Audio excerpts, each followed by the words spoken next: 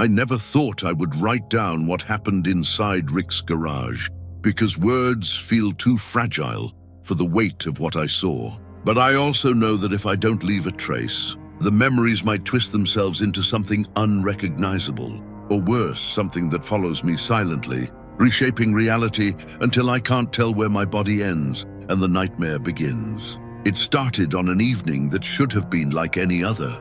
The smell of burnt circuits, the humming drone of half-finished inventions, the strange, wet stains on the floor nobody ever bothered to clean, those were all part of the background noise of Rick's experiments. But something about that night was different. The air itself felt heavier, like a damp cloth pressed over my mouth and nose, suffocating without touch. Rick had been obsessed for days with an artifact he wouldn't explain. A small wooden box marked with symbols that shimmered when the light caught them at the wrong angle. He called it a novelty from the Multiverse flea market, but the way he touched it betrayed something deeper. His hands trembled when he slid it across the workbench, though he would have denied it if anyone pointed it out. I could see it, the desperate need to unlock what was inside, mixed with the unspoken terror of what it might unleash. That was the first time I felt the curse, the silent thrum that seemed to seep from the box, vibrating against my skull, whispering in frequencies just beneath hearing. At first, it was subtle. The shadows in the corners of the garage appeared to stretch a little too far, bending in impossible directions, then snapping back when I blinked. The fluorescent light overhead flickered, but only when my eyes weren't directly on it, as if reality itself was stuttering, unable to fully commit to stability in the presence of that object. And then came the sound. Not words, not anything that could be pinned down as language, but a soft, high-pitched giggle. A child's laugh, broken and stilted, repeated in uneven intervals. The laugh didn't come from outside, or even from within the room. It came from the box. That's when I realized what Rick had brought home wasn't an artifact, wasn't even a machine. It was something older, something that carried its own gravity of fear. He hadn't built it. He hadn't even stolen it. He had invited it. The name came later, whispered across the walls of my own mind, Labubu. A thing older than universes, wearing the shape of something deceptively small and harmless, yet carrying the weight of endless hunger. They call it a curse because that's what it feels like, something that attaches to you, clinging just behind your thoughts, waiting for your weakest moment. It never walks straight into your world. It bends it first slowly until you can't escape. That night I tried to leave the garage. I swear I did. My hand reached for the door, but the knob was no longer there. The wood had melted into the wall as if it had never existed, as if the garage had sealed itself into a box within the universe, isolating us. And when I turned back, the box was open. I didn't see Rick lift the lid. Maybe he did. Maybe it opened on its own. But inside wasn't darkness. Inside was a mouth. Rows of impossibly sharp, glassy teeth spiraled inward, dripping with a thick fluid that hissed when it touched the air. From that spiral, a shape emerged. Small, almost toy-like, with wide, glossy eyes and a grin stretched too far across its head. It should have looked comical. Instead, it was unbearable. Every instinct screamed at me to look away, but I couldn't.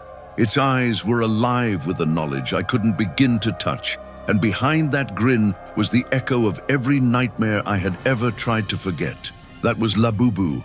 I don't know how long I stared at it before I realized my own hands were shaking, blood dripping down my wrists. I'd been clawing myself without noticing, my fingernails digging into my skin until they broke. The curse wasn't just a presence. It was a command, and the longer I remained, the more I felt my body betraying me. That was only the beginning. It is impossible to measure time when you are trapped inside something that refuses to obey the rules of space. Seconds feel like hours, and hours collapse into flashes of light, each one more disorienting than the last. That was the first real symptom of the curse, dislocation. The garage was still around me, the cracked tiles and rusted tools still visible at the edges of my vision, but none of it belonged anymore. The walls shifted as though they were breathing, their wooden panels expanding and contracting, pulsing in rhythm with something that was not my heart. Labubu stood on the bench, motionless, though its smile gave the illusion of movement. Its eyes glistened like wet glass, reflecting light that wasn't there, showing me things I shouldn't have been able to see. I caught glimpses in those reflections, fragments of other universes, a dead Earth orbiting a black sun, its oceans boiled away to leave only a crust of ash. A city suspended in endless twilight, its buildings twisted upward like the ribs of a colossal skeleton. And another place, stranger still, where bodies moved without faces, their skins peeled smooth as if the concept of identity had been erased. I wanted to look away, but the reflections weren't contained to its eyes anymore. They spread into the room, into the air itself, until every surface became a mirror, showing me worlds that should never have been witnessed. That's when I began to hear the scratching. At first faint, like nails tapping on glass far beneath the floor, then louder, crawling upward through the structure of the garage, dragging itself into existence. The sound burrowed inside me, behind my ribs, vibrating my bones until I thought they would crack apart. Something was trying to cross over, something Labubu had called without a single word. I told myself it was still Rick's garage, still anchored to reality, but that was a lie. The garage had become a vessel, a hollowed-out container, drifting in a pocket universe, sealed away from the safety of any familiar laws. I could tell because the air no longer carried oxygen the same way. Breathing felt thick, syrupy, like pulling vaporized metal into my lungs. And yet I did not suffocate. The curse would not allow such an easy escape. At one point, I turned and saw the shelves along the wall. The same cluttered shelves, filled with half-melted gadgets, jars of liquid that glowed faintly, piles of greasy papers, shift before my eyes. Each object rearranged itself without moving, changing its place in memory rather than in space. I knew they had been in one order seconds before, but now they were in another, and the original order was gone. That was when I realized what the curse truly fed on. Perception. It didn't just alter reality. It altered the record of reality inside the mind, creating fractures that grew wider with each passing moment. And still, Labubu smiled. Its form remained unchanged, but its shadow stretched longer than its body could possibly account for. The shadow bent at angles that mocked geometry, splitting across the walls, crawling upward until it reached the ceiling. It whispered as it moved, not with a voice, but with the sound of memories rearranging themselves. I could feel it shifting through my past, touching every fear I had ever buried, every shame I had ever locked away, pulling them out like pages torn from a book. I remembered things I had spent years forgetting, and I remembered them wrong. Faces of people I had known appeared, but their features were mismatched, their mouths too wide, their eyes filled with hunger. That was when the scratching turned into knocking. Knock, knock, knock. It came from beneath the concrete floor, slow, deliberate, patient. The sound of something with no reason to rush, because it knew the walls of this pocket reality would eventually collapse. It knew I had nowhere to go. The curse had made me part of the game, and games like this do not end with escape. I pressed my palms against my ears, but the knocking was inside my head now. Every strike reverberated through my skull, leaving a faint crack in my thoughts. The cracks widened each time, spilling visions into my mind. I saw Labubu walking across endless landscapes, carrying the box it had been imprisoned in. I saw it open that box in world after world, and every time it did, something else came through. Creatures that were not supposed to exist. Concepts that had no shape but still devoured everything they touched.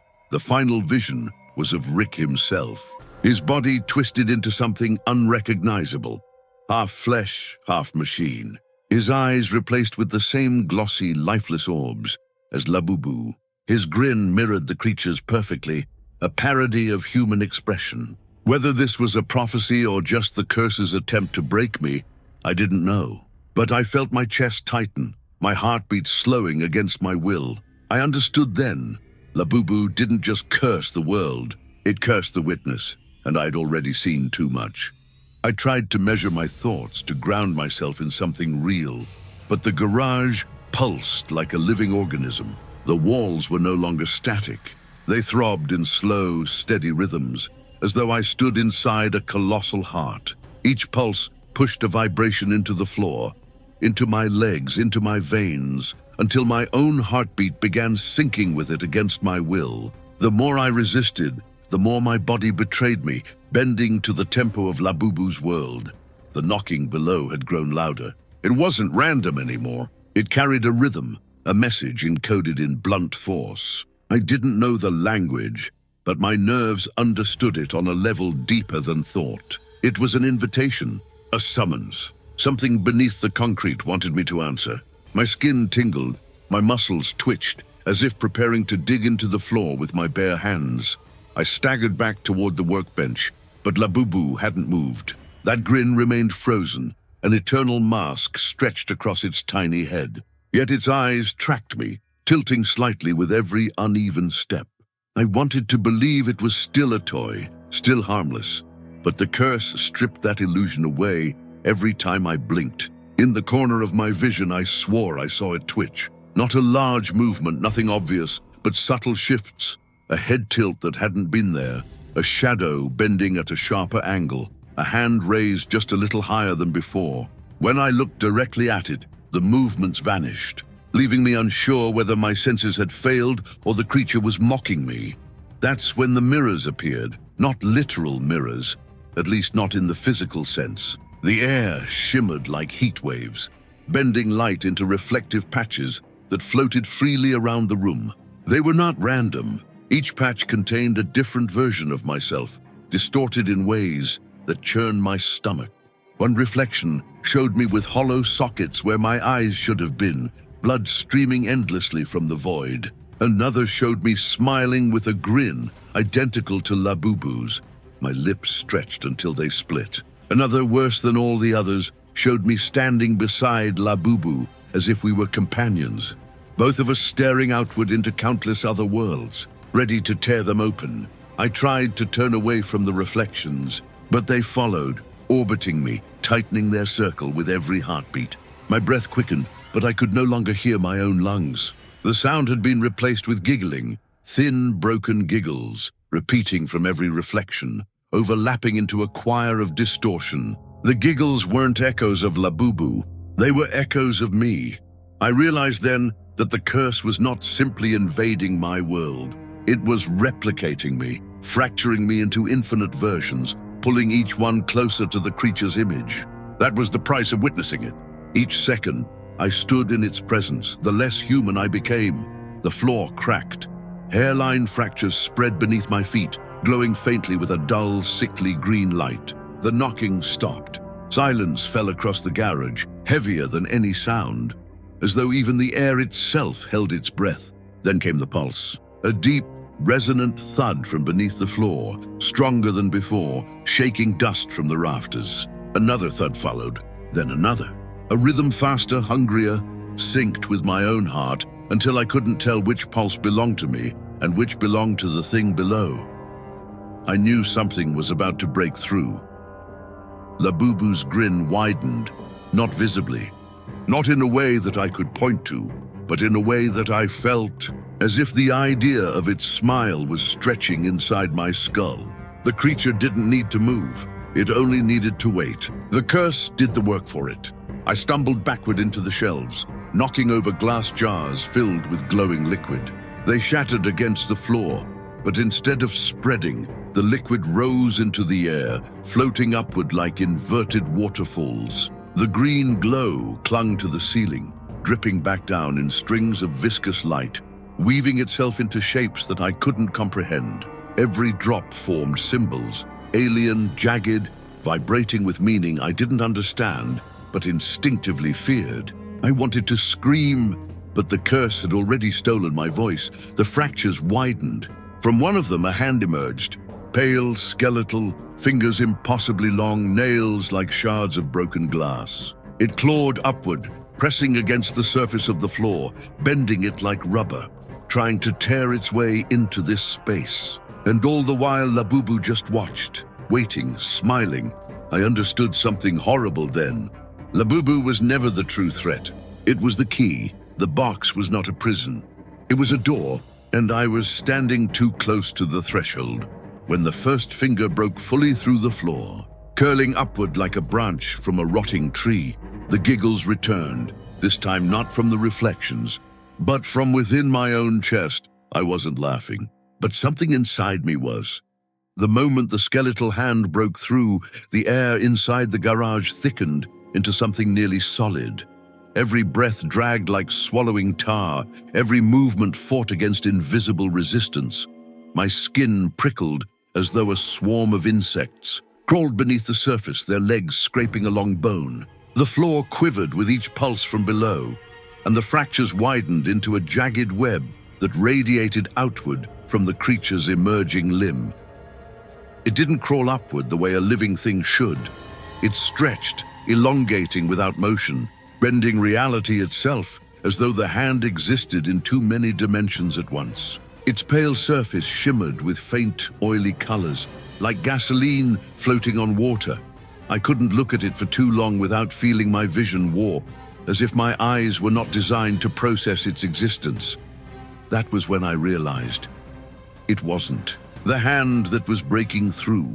It was perception itself, twisting to make room for something larger than comprehension. The reflections that had surrounded me grew sharper, each one vibrating with the same rhythm as the floor. They leaned closer, my distorted selves pressing their faces toward me until the air between us felt thinner than paper. Their eyes were black voids now, all except for the reflections of my mouth. Those still smiled, impossibly wide, teeth multiplying, overlapping like rows of broken glass. Every grin stretched until it split the faces open, yet no blood poured out, just darkness. And behind it all, Labubu stood unchanging. It did not need to move. Its presence bent everything else into motion. The longer I looked, the more I realized the curse wasn't in the creature alone. The curse was in the gaze. Seeing it meant carrying it, recognizing it meant belonging to it. The skeletal hand pressed further upward, and the concrete splintered apart. Dust sprayed into the air, but the particles did not fall. They froze, suspended. In place, each speck glowing faintly, as though time itself had been pinned down like an insect in a jar. The cracks deepened into an abyss, and I felt the pull of gravity shift. The floor was no longer below me, it was around me, curving into a spiral that pointed down into the impossible pit. I wanted to step back, but my legs betrayed me. My body leaned toward the opening, as if the curse had attached invisible strings to my bones, drawing me nearer to the thing rising from beneath. My feet slid across the warped tiles, and no matter how hard I resisted, the motion continued. That was when I felt the first drop. A bead of liquid fell onto my cheek. Not water, not blood.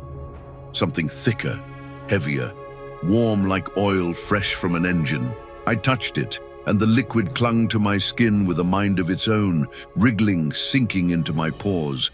My vision flashed white, and I saw an entire planet covered in nothing but endless forests of bones. The sky was not sky, it was skin, stretched taut, glowing faintly from some hidden fire beneath. The ground writhed as if alive, the bones shifting in rhythm with some colossal heartbeat below. When the vision ended, I was back in the garage, but the liquid had already vanished into me. My pulse stuttered, skipping beats, then catching up too quickly. My chest burned. I knew it wasn't just in me, it was me now, rewriting my veins, carving new rules into my flesh. The hand finally tore the floor open, and what emerged was not a body, but an aperture. The arm stretched into an endless length, bending, fracturing, splitting into dozens of smaller arms, each one clawing outward in directions that did not exist. It was not climbing into the garage. The garage was collapsing into it, and still, Labubu grinned. The light bulb overhead burst, not in sound, but in silence. Darkness fell, but not complete darkness. Shapes moved within the black, pulsing faintly with bioluminescence. I saw creatures half-formed, crawling along the walls like inverted spiders, their limbs bending at wrong angles. Their faces had no mouths, only gaping holes where soundless giggles echoed. They pressed against me, not with touch, but with the memory of touch, phantom fingers brushing along my spine, phantom breath on the back of my neck. The reflections swarmed, their distorted bodies pressing into me until I felt them seep through my skin. One version of me whispered laughter inside my skull. Another reached through my chest and wrapped its hands around my heart, squeezing it in time with the alien pulse. And through it all, I understood something that chilled me deeper than the sight of the abyss. This was not Rick's mistake. This was not an accident of science. This had always been waiting, patient across universes, carried forward by the endless greed of discovery. Rick had only been the key holder. The box would always find someone. It was inevitable. The garage wasn't a sanctuary anymore. It wasn't even a place. It was a wound in reality, and I was the infection spreading from it. That was the moment I knew there would be no escape. The spiral widened until the floor was no longer something to stand on, but a funnel dragging everything toward the abyss. My legs strained against the pull, my body trembling as though every nerve was a frayed wire about to snap. I thought I could resist it. I thought sheer willpower might keep me tethered to the last scraps of reality left in the room. But the curse wasn't a storm you could fight. It wasn't even gravity. It was hunger, and hunger always wins. The skeletal arms that had burst through the floor bent and split like tree branches struck by lightning, multiplying into countless thinner limbs. They reached upward, not grasping for me directly, but weaving together above the opening, forming a lattice of bone that pulsed with faint green light. It looked less like a hand and more like a cage, forming in reverse. A prison meant not to trap what was inside, but to hold me, the witness, in place. The moment I realized that, the arms twitched in unison, their tips sharpening into points like needles. They hovered just above me, vibrating with anticipation, as though waiting for permission from something older and more powerful. Labubu didn't give it with words. It didn't need to. Its grin was command enough. The air fractured. That's the only way I can describe it. The space around me split with hairline seams like cracks in glass, glowing faintly as though the void beneath the surface was leaking through. Through those cracks, I saw fragments of other versions of the garage, layered over one another like broken film reels. In one version, the shelves were gone, replaced with walls made of fleshy tissue that pulsed with veins. In another, the garage was filled with liquid, floating objects suspended like corpses in an aquarium. In another still, there was no garage at all, just infinite darkness and Labubu's smile, enormous, spanning the horizon like a new and terrible moon. The cracks closed and opened again, each time leaving me more uncertain of where I truly stood. And worse, I could feel the curse writing itself into me. My skin itched with crawling patterns, invisible at first, but then glowing faintly when the fractured light hit me. Symbols, those same alien sigils from the dripping green fluid earlier, burned into my flesh, etched without pain, but with the heavy certainty of permanence. They pulsed in sync with the abyss. My body was no longer mine. It was becoming a vessel, an extension of the door itself. That's when the whispers began. Not giggles this time, not laughter. Whispers, low, broken, splintered like radio static. They weren't outside me. They weren't even in my head. They were in the gaps between my thoughts, seeping into the silence I hadn't known existed between one idea and the next. They filled those empty spaces, crowding them with meanings I couldn't comprehend, but somehow understood. Every whisper repeated the same notion. There is no boundary. No boundary between me and the abyss. No boundary between the garage and the void. No boundary between Labubu and myself. The idea sank deeper than fear. It was truth. I looked down and saw that my reflection in the glossy surface of the abyss had already changed. It wasn't me anymore. It wasn't even human. My outline was too thin, too sharp, bending in directions my body didn't occupy. My smile stretched unnaturally wide, though I hadn't moved my mouth. My eyes glowed faintly, reflecting the abyss instead of the garage. And worst of all, the reflection raised its hand and waved at me, though my own arm never moved. The cage of skeletal limbs quivered above me, closing lower. I knew it would not kill me. That would have been a mercy. It was lowering to secure me, to bind me to the widening aperture below. I would not fall. I would be held in place as the abyss claimed me piece by piece, and Labubu never looked away. That smile, God, that eternal smile, was not joy, not malice, not even satisfaction. It was inevitability. The same way a black hole doesn't choose what it devours. The same way time doesn't pause for anyone. Labubu smiled because there was never going to be any other outcome. The abyss pulsed again, and this time I felt something pull directly on my organs. My lungs shifted upward, as though strings had been tied around them and yanked. My stomach lurched sideways. My heart dragged downward, beating wildly out of rhythm. I dropped to my knees, convulsing, my body tearing itself apart internally, as though every organ was being negotiated by forces outside of me. I screamed without sound, the air stolen before it reached my throat, and in that silence I realized the curse had already chosen me. I wasn't being pulled into the abyss. The abyss was being pulled into me. The moment the abyss entered me, I knew there was no undoing it. My body became porous, every pore a doorway, every vein a passage. Blood no longer felt like blood. It moved heavier, slower, like tar threaded with light. My hands shook uncontrollably, fingers bending at slight angles they shouldn't, as though the bones beneath were no longer strictly human. When I pressed my palm against the floor to steady myself, I felt the concrete give, soft and warm, like pressing against living flesh. The garage no longer smelled of metal and oil. It carried the scent of damp soil, rotting wood, and something sweeter beneath. A sugary aroma that made me nauseous because it reminded me of decay dressed as comfort. I recognized it too late, the scent of Labubu itself. Not a creature, not an object, but a presence that seeped into the senses until even disgust became attraction. The skeletal cage above lowered further, each needle-like point grazing the air just inches above my skin. They weren't physical restraints, I could tell. They were metaphysical coordinates, lines being drawn across me, preparing to map my body as part of something larger, a blueprint. My flesh trembled beneath their anticipation, vibrating in resonance with the abyssal pulse. Labubu's eyes shimmered. I didn't notice the change at first, but then I realized they were no longer reflecting the garage. They were reflecting me.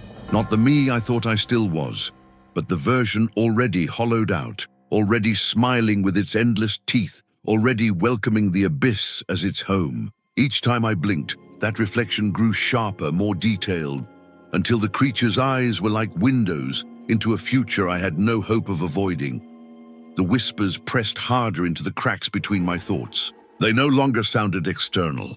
They came in my own voice now, reciting truths I could not deny. You were never separate. You were always the door. The curse doesn't arrive. It awakens. The more they spoke, the less resistance I felt. And with that lack of resistance came a horrifying clarity. This wasn't infection. This wasn't invasion. This was recognition. The abyss had always been here. The fractures in the air widened, and through them, I glimpsed more layers of collapsing realities. I saw Morty screaming in one version, though his mouth was stitched shut with black thread. I saw Summer in another, her skin peeling away in strips to reveal a body made of writhing wires. I saw Rick himself over and over again, but never whole.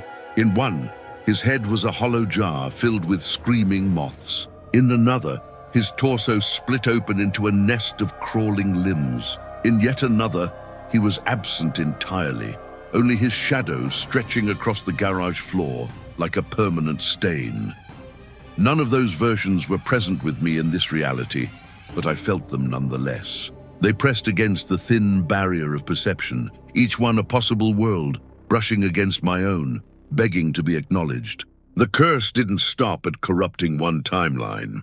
It bled through all of them, stitching them together into a single nightmare tapestry.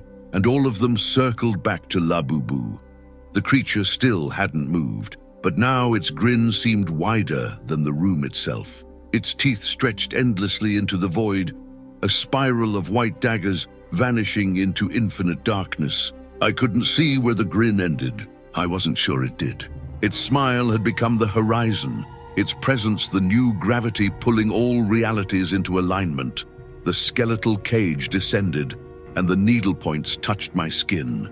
They didn't pierce, they dissolved. My body accepted them, the way a key accepts a lock, the way an equation accepts a solution. Cold light surged through me, carving geometric patterns into my flesh. I looked down and saw my arms glowing with those alien symbols, veins of green fire running beneath my skin. My bones sang, a vibration so low it rattled the fillings in my teeth, resonating deep inside my skull. And then I laughed. It wasn't mine. The sound clawed its way out of my throat, high-pitched and broken, the same stilted giggle I had first heard from the box. The sound was hideous, alien, and yet it burst from my chest as if it belonged to me. My ribs ached with every convulsion, my diaphragm tearing with the force of it, but the laughter wouldn't stop.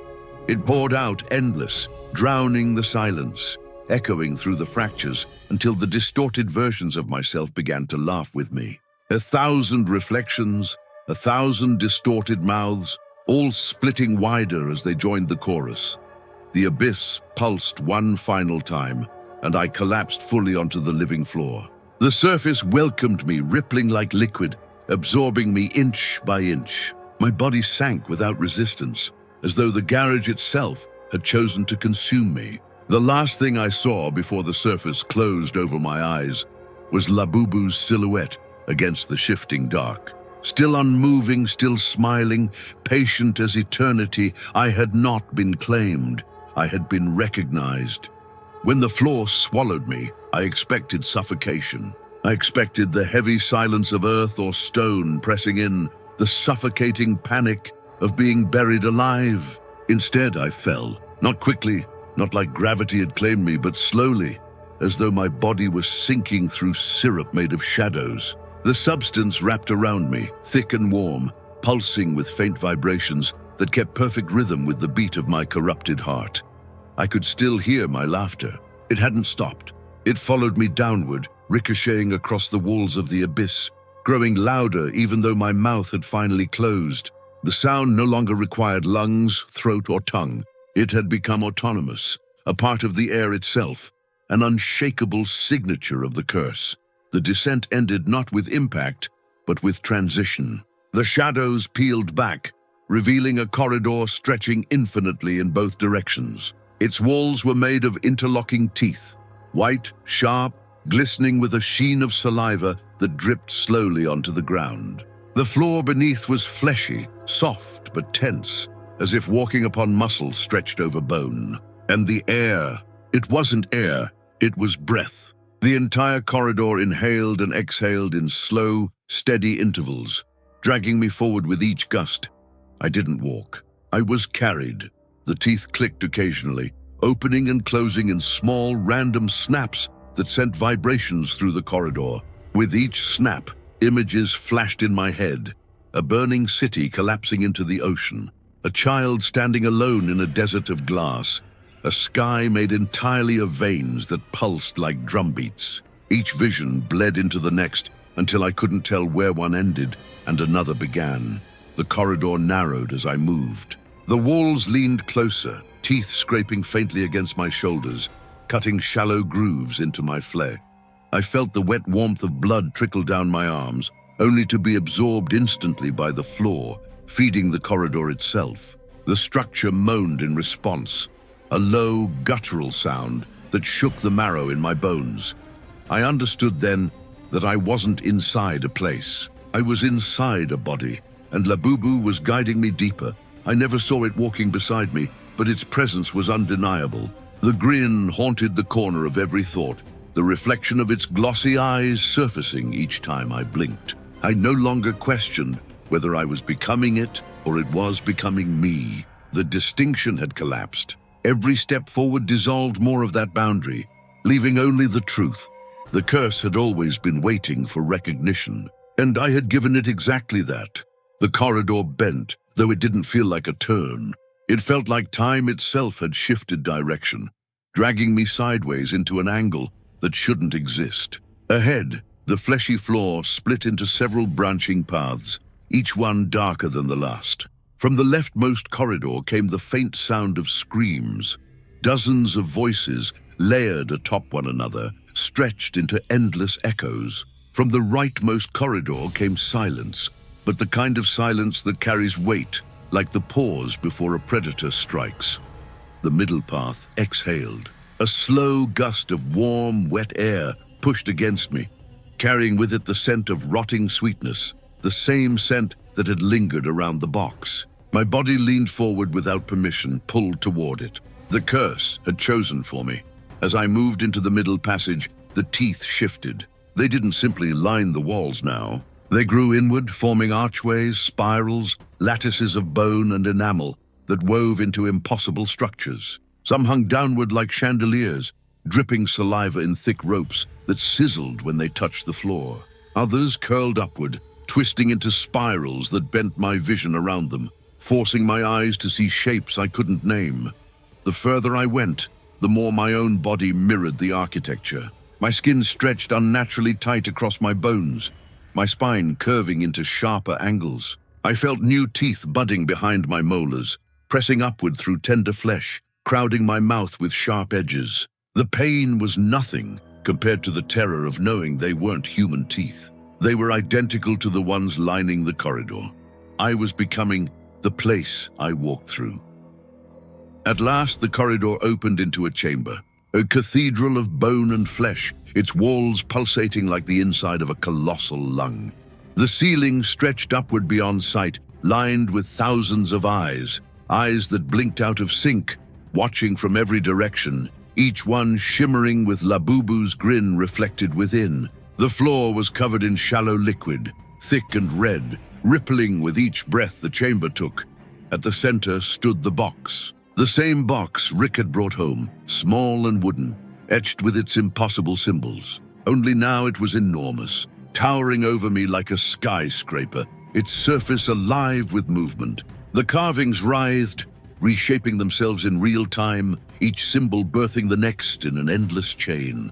The lid was shut again, but I felt no safety from that fact. I knew in the marrow of my corrupted bones that it was never meant to stay closed. And Labubu was no longer beside me. It was everywhere. The walls grinned, the ceiling grinned, the box itself grinned. And in that cathedral of teeth and eyes, I realized something worse than all the horrors I had witnessed before. The curse wasn't just rewriting me, it was rehearsing me. The cathedral of bone and flesh pulsed in rhythms that no human heart could follow. The air tasted metallic, like licking the edge of a blade, each breath dragging with the weight of iron. The box loomed in the center, impossibly large, a monument to inevitability. Its surface writhed with living symbols, the carvings devouring and replacing one another like parasitic organisms. They weren't words, not in any language I knew, but they spoke all the same, whispering directly into the marrow of my bones. I stumbled closer, each step sinking into the shallow pool of liquid that coated the floor. It wasn't water. It wasn't blood either, not exactly. The texture was wrong, thicker, denser, as if it carried weight beyond matter. When I lifted my foot, the liquid clung stubbornly, stretching in long strings before snapping back into place. The chamber drank from me with every step, drawing heat, memory, and strength into itself. The eyes in the ceiling followed me, thousands of them blinking out of sync, every lid scraping against its socket with a wet, sandpaper sound. They didn't just watch, they measured. They dissected me with their gaze, cataloging every twitch, every hesitation, every silent thought I didn't know I was having. Their scrutiny burrowed deeper than skin, peeling back layers of self until I felt naked in a way no body could ever be. The laughter returned. But this time, it wasn't from me. It was from the chamber itself. The walls giggled, the floor chuckled, the ceiling roared with jagged bursts of broken mirth. Each laugh was my laugh, stolen and played back through alien throats. I tried to cover my ears, but the sound didn't enter through them. It vibrated through my bones, hijacking the pathways of hearing until every part of me became an instrument for the cursed chorus. And then the rehearsal began. The box quivered, and the liquid around it rippled outward in perfect concentric circles. The cathedral's pulse synchronized with the ripples, the rhythm now familiar, the same beat that had infected my chest since the beginning. My body convulsed in response, bending, twisting, aligning with motions I didn't choose. My arms stretched outward, my back arched unnaturally, my jaw unhinged, just a fraction too far. Every movement was a gesture, a performance, part of some ritual choreography I had never been taught, but suddenly knew by instinct. The whispers between my thoughts grew louder, clearer. They weren't fragments anymore. They were instructions. Open the mouth, stretch the spine, bleed from the left hand, smile until the skin splits. My body obeyed before my mind could protest. Blood poured from the palm of my hand in a slow, deliberate stream, vanishing into the liquid floor, feeding the cathedral. My lips tore at their corners, my smile widening into something grotesque, flesh peeling back to reveal new rows of teeth pressing upward through the gums. The chamber clapped, not with hands, but with the slamming of teeth. The walls bit down in unison, the sound like mountains colliding, shaking the entire structure. The echoes cascaded endlessly, folding back on themselves, until I couldn't tell if the clapping was still happening or if time itself had become stuck in its reverberation. The box began to open. Not fast, not with drama, slowly, patiently, as though it knew there was no reason to hurry. The lid lifted a fraction of an inch, and already the light bled out, if it was light at all. It shimmered like molten glass, bending everything it touched into warped silhouettes. My shadow stretched across the floor, not away from me, but toward the box, eager to be consumed. I realized then what the rehearsal was for.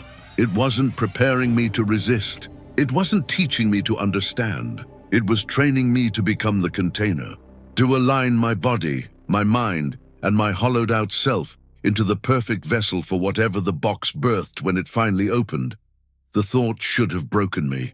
Instead, it fit perfectly, as if the curse had been waiting for me to recognize my role, the final piece of a puzzle I hadn't even known I was assembling. My terror dulled, not into relief, but into inevitability. My fear no longer mattered. My choices no longer existed. The box creaked wider, and I felt the pull of what lay inside. Not a creature, not an object, but a concept too sharp for language. It scraped against the edges of my mind, like glass dragged over stone. It wanted out, and my body was already ready to let it through. Labubu was no longer separate. Labubu was the rehearsal, and the performance was about to begin. The cathedral of bone and flesh pulsed in rhythms that no human heart could follow. The air tasted metallic, like licking the edge of a blade, each breath dragging with the weight of iron. The box loomed in the center, impossibly large, a monument to inevitability.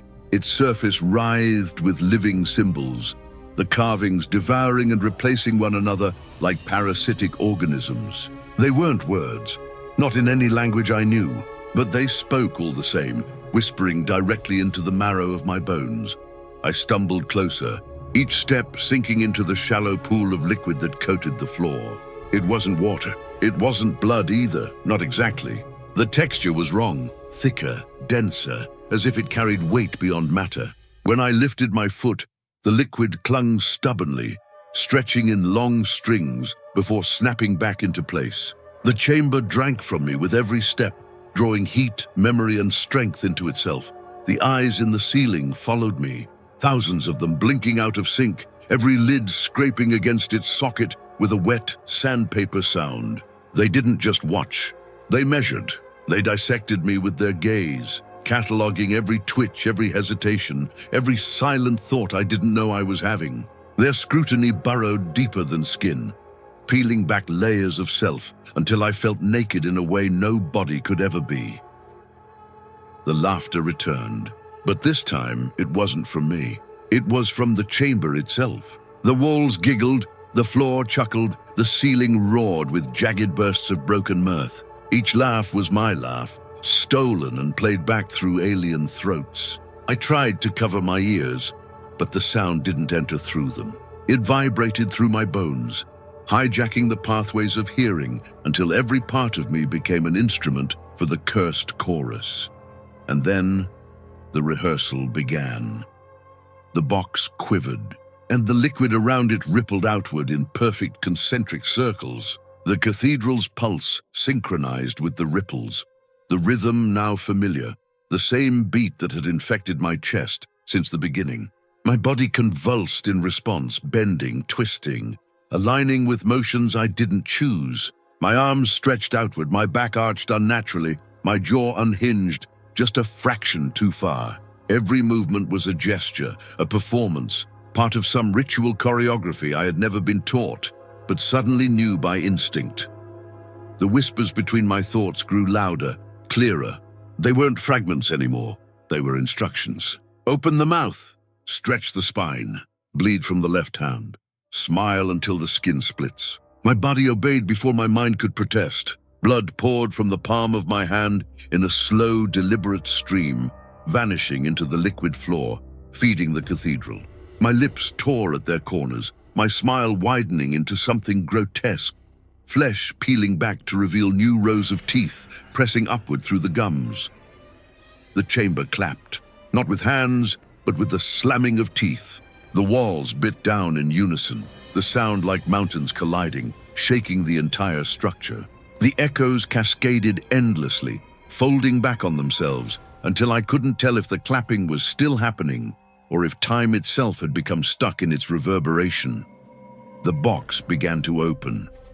Not fast, not with drama, slowly, patiently, as though it knew there was no reason to hurry. The lid lifted a fraction of an inch, and already the light bled out, if it was light at all. It shimmered like molten glass, bending everything it touched into warped silhouettes. My shadow stretched across the floor, not away from me, but toward the box, eager to be consumed.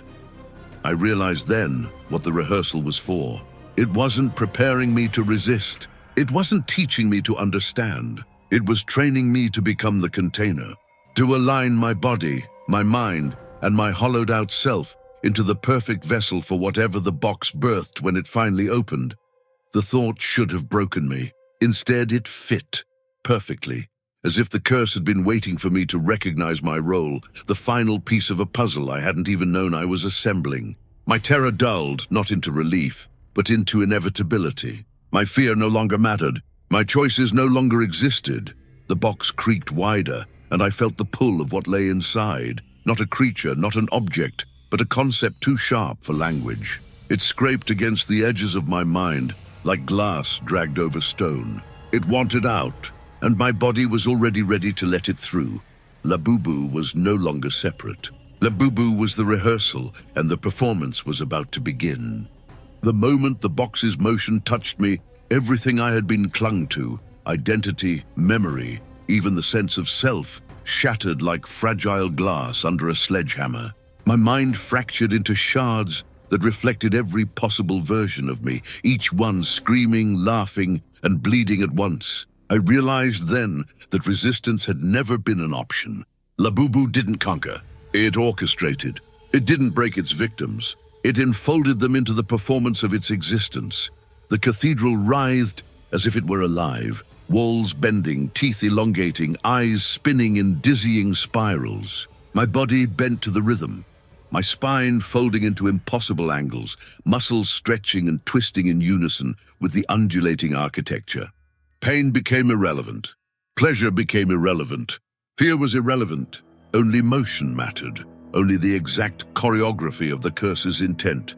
Tendrils of liquid from the floor wrapped around me like ropes, tugging me closer to the box. The liquid smelled sweet, metallic, and earthy all at once, suffocating and intoxicating. Every drop that touched me merged with my blood, rewriting me, replacing what I had been with something capable of containing the infinite storm within the box. I realized with a horror that felt like ecstasy that my own body was no longer my own. It had become a conduit, a living lattice of bone, blood, and sinew engineered to perfect the curse's purpose. The storm within the box pulsed, reaching through the widening gap like countless invisible fingers. I could feel them brushing across the corners of my consciousness, stroking the folds of my fractured mind, coaxing every shard into alignment. My thoughts and memories bent in on themselves, folding into the spiral of motion, until I no longer recognized what was my thought and what was part of the box's infinite potential. The cathedral around me groaned and shifted, and the teeth on the walls snapped in unison, clapping in a rhythm that I now understood. Every movement of my body, every twitch of muscle, every involuntary convulsion matched the pulse of the box. The skeletal cage above me, which had once loomed like a threat, dissolved into tendrils of light and bone that intertwined with my spine, becoming a part of me. I had been the audience, then the performer, and now I was the stage itself, the axis upon which the curse could spin endlessly. Labubu's grin enveloped everything. It was no longer just a creature. It was the chorus, the orchestra, the conductor, the theater, the storm. And now, in a horrifying culmination, me. My own smile split wider, skin tearing and reforming, teeth fracturing into infinite rows, perfectly mirroring the impossible grin of the creature. Every sound I made, every laugh, every gasp, resonated across the chamber as if the walls themselves were singing through me. The eyes in the ceiling blinked in perfect rhythm with the motion, and the reflections on the liquid floor multiplied exponentially. My reflection was no longer singular. It was 1,000-fold, 1,000,000-fold, each version performing slight variations of the movements I had been forced to learn. Each one smiled with the same teeth, each one moved in perfect choreography, and each one whispered secrets into my mind in languages I could not name. And then I felt the first pull, not downward, not outward, but through. My body was no longer a vessel for my own life. I was becoming a doorway, a hinge, a passageway between infinite possibilities. The box's storm surged through me, tendrils of motion and potential weaving into every nerve, every bone, every thought. I could feel other worlds brushing against me, parallel realities folding into mine, and I realized with a panic that was already too late to matter. Once the box fully opened, the curse wouldn't just consume me, it would extend outward, reaching into every timeline that had ever touched mine, every universe Rick had visited, every version of Morty and Summer and Beth and Jerry Labubu had not just been waiting for a witness, it had been waiting for a stage, and I was now both performer and theater, the axis upon which the infinite nightmare would spin.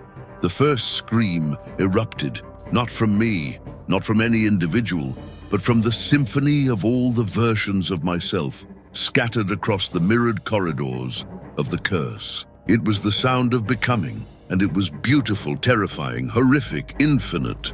Once I became the stage, the boundaries between myself, Labubu, and the multiverse dissolved entirely. The corridors of teeth, the cathedral of flesh, the box's infinite storm, all of it no longer existed as separate spaces. They flowed through me, around me, inside me. Every pulse of the curse echoed outward, shaking the fabric of every reality I had ever touched. I could feel Rick's presence somewhere, but it wasn't him. Not really.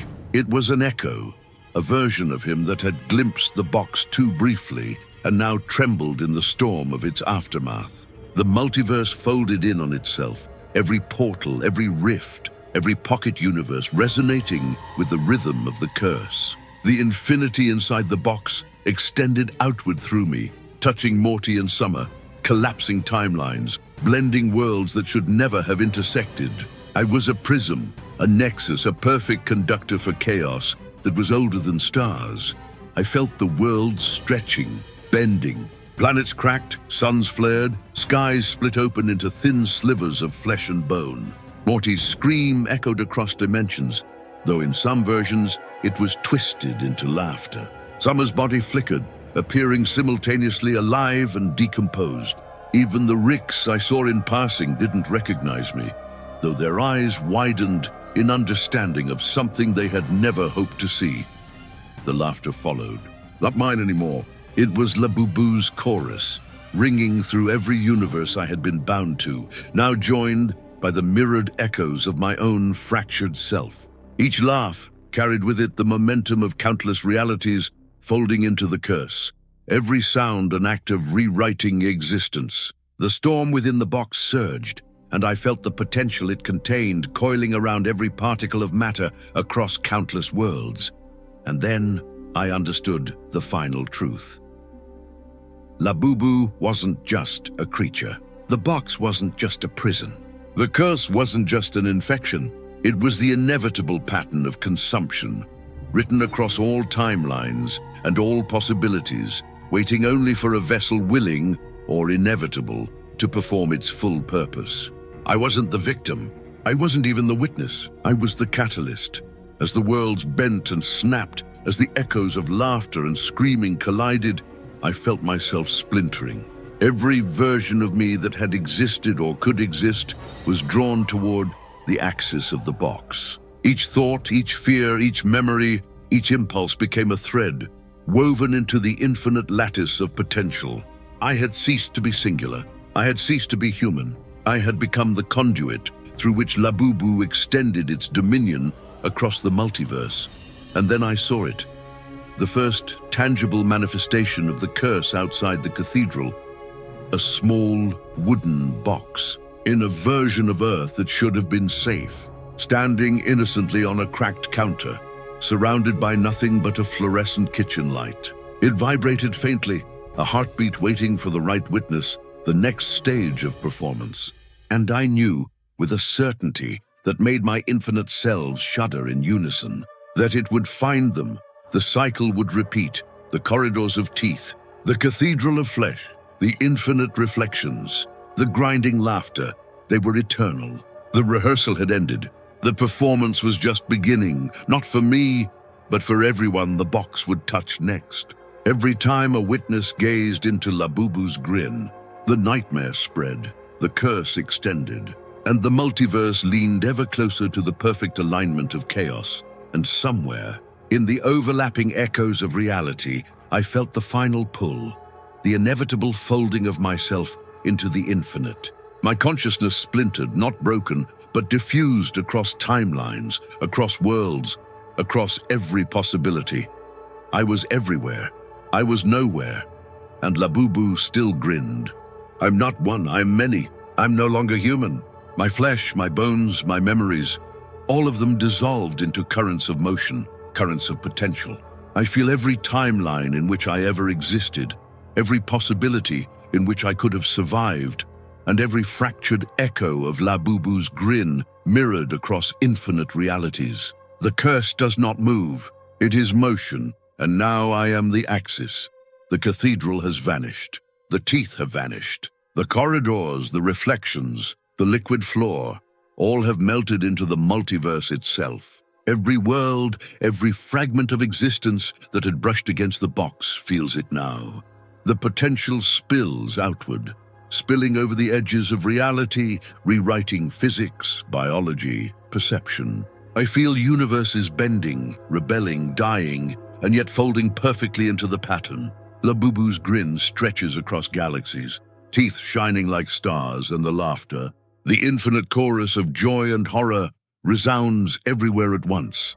I glimpse Rick, but not one Rick, all Ricks, thousands, millions, each one caught in the web of the box, staring at me and seeing nothing, because I have become the nothing that bends existence. Morty, Summer, Beth, Jerry, they flicker in and out of form, their screams and laughter layering like chords in a symphony, harmonizing with the infinite pulse that is now my heartbeat. There is no escape. There is no choice. There is only the performance, perfect and eternal. The new witnesses are already feeling it. Somewhere in a mundane kitchen, a small wooden box waits, throbbing with life, and through it, the curse reaches across light years and dimensions. Labubu doesn't need to move. It needs only to exist. Its presence is a memory, a potential, a pattern that cannot be unlearned. Every time someone glimpses the box, sees the smile, hears the faint giggle that is not laughter but a command, the cycle begins anew. And each time I'm there, both witness and conduit, both stage and performer, both empty and infinite. I have no form. I have no mind. I'm everywhere and nowhere. I'm every reflection, every smile, every twitching shadow that echoes across time and space. And yet I can feel, in the tiniest shard of what I once called me, the anticipation of the next performance, the next rehearsal, the next stage for Labubu's inevitable dance. The universe itself bends to accommodate the pattern. Reality folds into the shape of the curse. And in that perfect alignment, in that final, infinite moment, I understand fully there is no escape, no victory, no end. Only repetition, only motion, only the smile stretching wider than existence itself. Labubu grins. I grinned. The next witness will grin. And the performance will never end. I am the stage. I am the performer. I'm the curse, and it has only just begun.